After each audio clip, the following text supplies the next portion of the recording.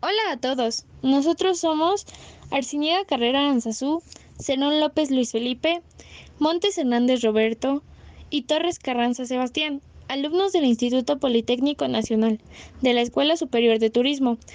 Hoy les hablaremos sobre el Imperio Bizantino y datos importantes. Espero les guste. Ubicación espacial y aspectos geográficos. Principalmente los territorios del Imperio Bizantino correspondían a los de Grecia, Egipto, Turquía, Rumania, los Balcanes, Libia, Siria, Palestina y Mesopotamia. Sin embargo, bajo el reinado del emperador Justiniano I, el imperio se hizo también del sur de Italia, el sur de España y todo el litoral del África mediterránea.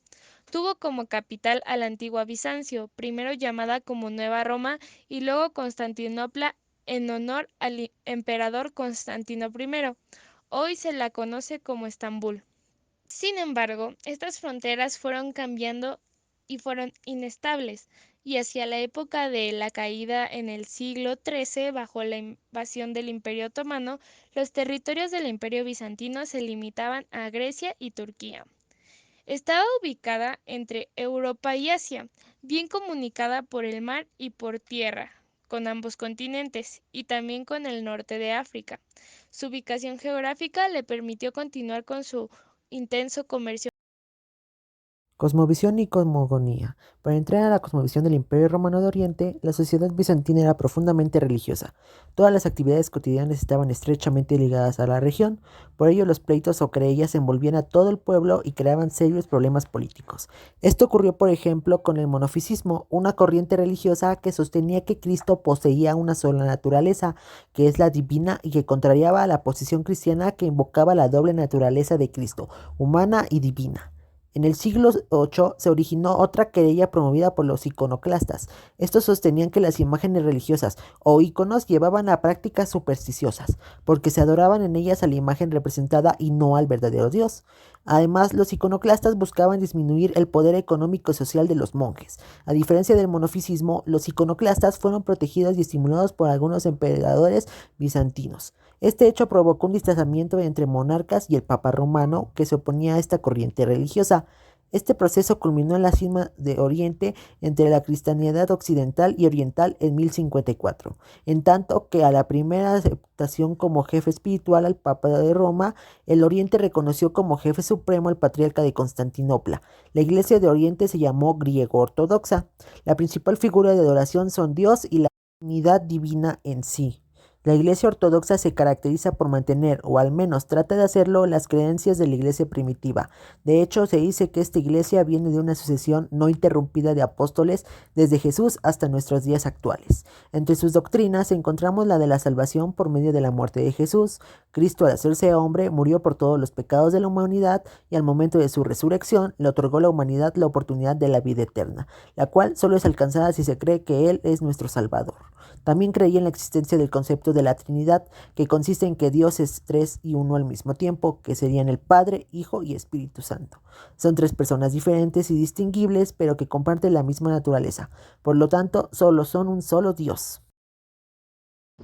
La jerarquización social del Imperio Romano del Oriente es muy similar a la de los otros imperios de la Edad Media, donde la religión y el Estado van de la mano para dirigir las sociedades, en lo que se denomina un mandato divino. La nobleza, que es la primera clase social privilegiada, estaba conformada por la iglesia y la aristocracia, donde el basileus, quien obtenía su autoridad de Dios y no del predecesor, era su dirigente, y era el único que podía nombrar a los patriarcas de la iglesia ortodoxa. Un talante muy particular de esta sociedad bizantina es la jerarquía de la religión y el estamento eclesiástico en su ideología oficial de iglesia y estado. También era emperador y patriarca, se mandaron constantemente para gobernar una sociedad cohesionada por la verdadera fe, que es la ortodoxia. De la aristocracia mandaban los funcionarios de altos cargos del imperio. Esto era también determinado como la burocracia, que junto con grandes comandantes del ejército habían heredado títulos nobiliarios y poseían inmensas extensiones de tierra y una privilegiada posición social. El clero se vio muy poderoso gracias a las constantes donaciones que se recibían. Algunos comerciantes juntaron riqueza gracias al próspero tráfico comercial. Sin embargo, por más acumulación de bienes que tuvieran, no podían acceder a los cargos políticos. Estos continuaban perteneciendo al sector no privilegiado de la sociedad bizantina. La actividad artesanal, por su parte, resultaba muy próspera. Se elaboraban productos como sedas, perfumes o jabones. Los artesanos bizantinos se organizaron en gremios. Cada gremio se dedicaba a la fabricación de un producto concreto y dependía muchísimo de la administración imperial. Los campesinos hacían su aporte social con la agricultura y la ganadería. Los siervos libres o sin libertad carecían de cualquier derecho y ocupaban el último peldaño de la escala social. El jefe supremo del Imperio Bizantino, que era el Basileus, esa es una palabra griega que significa rey. Ese término fue adoptado en el año 629 por el emperador Heraclio, en sustitución del antiguo título romano de Augusto. A partir de Heraclio, la denominación de Basileus se usó para nombrar al emperador. La forma femenina era Basilisa. Yo les voy a hablar acerca de la educación. Los niños de clase baja esencialmente aprendieron la profesión de sus padres. Las niñas aristocráticas o de clase social alta aprendieron a girar, tejer, leer y escribir. Se cree que estudiaron la Biblia y la vida de los santos, pero tal cual no tenían una educación formal. Los niños aristocráticos o de clase social alta estudiaban principalmente en escuelas en ciudades importantes que eran impartidas por el obispo local. A los niños se les enseñó primero a leer y escribir griego, luego se les enseñó las 7 artes clásicas. Matrimonio y familia. La primera vez que una niña se casaba era alrededor de los 12 años, mientras que los niños tenían 14. Se esperaba la participación y el conocimiento de sus padres. El divorcio era difícil de conseguir, sin embargo no era imposible. Comida y bebida. Las comidas eran una ocasión familiar importante. Para las clases más bajas y los agricultores incluían verduras hervidas, cereales, pan tostado, huevos, queso y fruta, mientras que para las clases sociales había presencia de aves silvestres, liebres, puercos, cordero, etc. Cabe aclarar que el aceite de oliva era un condimento común, igual que el vino. Trabajos y trabajo. En la parte superior de la escala bizantina estaban los trabajadores de cuello blanco, quienes eran abogados, contadores, escribas, funcionarios menores y diplomáticos. Posteriormente seguían los comerciantes y mercaderes, artesanos y productores, campesinos y agricultores y por último los esclavos. El alojamiento. Los acomodados tenían casas con muchas habitaciones. Eran principalmente hechas de mármol o de otros materiales caros, mientras que la gente común tenía casas hechas de ladrillo y de piedra que se adornaban con yeso para que no se vieran tan mal. Las casas rurales no tenían corriente de agua y no hay evidencia de baños interiores. Ropa. La aristocracia vestía ropas finas, de seda. Los nobles podían usar ropa teñida con color púrpura, ya que esto los hacía demostrar que tenían poder adquisitivo. Mientras que los miembros más pobres de la sociedad tenían que arreglar sus atuendos con una túnica larga y de lana. Ocio. El ocio fue muy importante para el Imperio Bizantino, ya que se podían encontrar en las principales metrópolis, se podían encontrar mucha gente que hacía demasiadas actividades, como los acróbatas, mendigos, vendedores de comida y bebida, holgazanes, prostitutas, adivinos lunáticos, ascetas sagrados y predicadores. También recordemos que existían los estadios, arenas de luchadores, de gladiadores, competencias que se llevaban a cabo en los estadios, y aparte del teatro y el anfiteatro, así como el hipódromo. Organización económica. El Imperio Bizantino gozó de una gran prosperidad económica gracias a una floreciente agricultura. En latifundios, propiedades de la nobleza o el clero, se cultivaban cereales, frutos y hortalizas. La producción textil se basaba en talleres de seda estatales que empleaban a grandes cantidades de operarios. El imperio dependía por completo del comercio con Oriente para el abastecimiento de seda, hasta que a mediados del siglo VI unos monjes neostrianos llevaron capullos de gusanos de seda a Justiniano, junto con las técnicas de su reproducción y cuidado. Los talleres estatales de Bizancio multiplicaron su producción y el comercio creció enormemente. Así pues, la principal actividad económica del Imperio Bizantino era la textil. Ahora, la moneda. Desde la formalidad política hubo intentos de mantener la unidad del antiguo Imperio Romano, pero desde la realidad económica, el solidus, la moneda bizantina, se impuso como una divisa fuerte de la época. Ningún otro indicador podría certificar más claramente que el gran tráfico comercial estaba en manos de Constantinopla. Ahora, en su sistema de pesas, el Imperio Bizantino desechó el sistema de pesas de la antigua Roma y adoptó uno similar al utilizado en China, que gozaba del gran prestigio en el comercio en el lejano oriente. Y las propiedades de la tierra, el Estado tomaba un papel intervencionista, ya que se preocupaba por asegurar el abastecimiento e impedir las tensiones internas, así como también regular la distribución espacial de las actividades mercantiles y artesanales, instaladas a lo largo del eje central de Constantinopla y ordenadas en diversas áreas urbanas llamadas corporaciones. El eparca era el único alto funcionario con derecho a intervenir personalmente o por medio de sus representantes en la vida interna de las corporaciones. Supervisaba su organización, su actividad, la concesión de mercados, los precios, los beneficios y la exportación. Ahora, la producción agrícola era de gran importancia dentro de la actividad económica del Imperio bizantino. La agricultura estaba formada dentro de latifundios que manejaba la nobleza y el clero. El arado utilizado en el Imperio de Oriente era igual al empleado en el Imperio de Occidente. En el comercio, la actividad comercial fue el fuerte de la economía bizantina.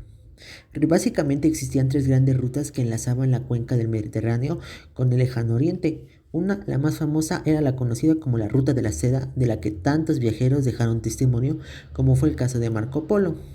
Otra ruta que fue abierta en la época del emperador Justino II era mucho más difícil, evitaba Persia y se extendía desde el Mar Negro a través de los puertos de Crimea, hasta alcanzar el Mar Caspio. Finalmente, por mar, una tercera ruta comercial se abría paso desde el puerto de Alejandría en Egipto, a través del Mar Rojo y del Océano Índico, aprovechando los mosones, hasta llegar al actual Sri Lanka. El comercio bizantino por esta tercera ruta desapareció cuando en el siglo VII se perdieron las provincias meridionales del imperio a manos del Islam. Junto con provincias meridionales del imperio, Constantinopla perdió el control sobre varias rutas comerciales. El imperio bizantino entró en decadencia durante los siglos XI y XII. Características principales del arte bizantino. Recibió influencia directa de la cultura grecorromana y oriental, principalmente de Siria y Asia Menor, realizando una mezcla de estos diferentes aspectos culturales. Estilo artístico con fuerte presencia de uso colores. Fue presencia de temas religiosos. Es un arte estático que tiene a Cristo como tema central. En la arquitectura se destacaron las basílicas con cúpulas o las iglesias con forma de cruz griega, siendo una característica predominante del uso de arcos y capiteles decorados. En el exterior continuaron usando ladrillo y piedra. La influencia persa fue notable en la época del emperador Justiniano. Durante el siglo VII al siglo IX, el arte bizantino empezó a tener influencia del islamismo, ya que los árabes visitaron Constantinopla en el año 674. Un dato interesante sobre la pintura bizantina es que destacaban los frescos. Para la arquitectura bizantina podemos destacar la construcción de iglesias grandes e imponentes. Las cúpulas bizantinas son un elemento muy importante de esta cultura. Estas fueron evolucionando con el paso del tiempo hasta tener la forma de cebolla. Arcos bizantinos. Eran principalmente un tipo de decoración artística que se ocupaba en paredes planas para que tuvieran un toque estilístico. La columna bizantina solía ser decorativa y colaboraban con el juego de colores y de luces que caracterizaban las obras bizantinas. Escultura bizantina. Tiene como característica una influencia oriental, siendo un referente de la degeneración del Imperio Romano Occidental, siendo también era importante en este tipo de arte. Las esculturas eran formales, hieráticas y frontales. Mosaicos. Este tipo de arte estaba muy generalizado en el Imperio Bizantino, especialmente en la Edad de Oro. Las imágenes de mosaico estaban formadas por artistas que utilizaban los pedazos de piedras pequeños y colores pegados en la pared. Imágenes religiosas y del emperador fueron los temas principales que se plasmaron en ellos. Aportaciones. Entre los aportes principales de esta potencia al mundo entero se puede nombrar que, debido a que fue un imperio que gobernó por casi un milenio, su estructura e influencia estabilizó el continente europeo. La caída del imperio y por lo tanto de sus redes de comercio planteó la necesidad de abrir otros caminos para establecer el comercio, lo cual llevó a las expediciones que se realizaron hacia África, Portugal en primer lugar y América, España bajo el liderazgo de Cristóbal Colón, que terminan con la dominación de Europa sobre estos continentes, Durante estas nuevas travesías se hallaron riquezas desconocidas, lo cual llevó a una expansión cultural y económica de Europa. La riqueza cultural del Imperio bizantino los llevó a la conservación de textos y manuales que más tarde desataría el Renacimiento. El imperio se empeñó en la propagación de las creencias de la Iglesia. Por esta razón, para su caída, la mayor parte del continente europeo profesaba sus principios. Cabe recalcar que dentro del Imperio bizantino se dio origen a la Iglesia cristiana ortodoxa. También se redactaron leyes que se consideran en la actualidad como las bases del derecho civil. El aspecto cultural que caracterizó la escultura, arquitectura y arte eran sinónimos de riqueza, lujo y belleza, lo cual fue transmitido a los países que más tarde se independizaron. La importancia del Imperio bizantino está en que se conservó la cultura grecorromana. El griego era de los idiomas principales que se hablaba. Algo muy importante que también hay que resaltar del Imperio bizantino es que los conceptos de geometría, matemática, astronomía, alquimia, filosofía fueron ampliamente cultivados y de ahí llegaron a Europa. Ese empeño en la cultura hizo que se conservaran muchísimos textos clásicos, tanto islámicos como de la cultura europea occidental. Esto ha sido esencial en el Renacimiento. También hay que apuntar que el Imperio bizantino se creó el alfabeto cirílico por parte de los misioneros bizantinos. Pero no solo el Imperio bizantino es importante en lo que a literatura, conservación de textos se refiere, también es fundamental en la arquitectura eminentemente religiosa, en la cultura de los mosaicos, entre otras muchas disciplinas artísticas. Agradecemos su atención y esperemos que esta información del Imperio Bizantino sea de su agrado. Muchas gracias.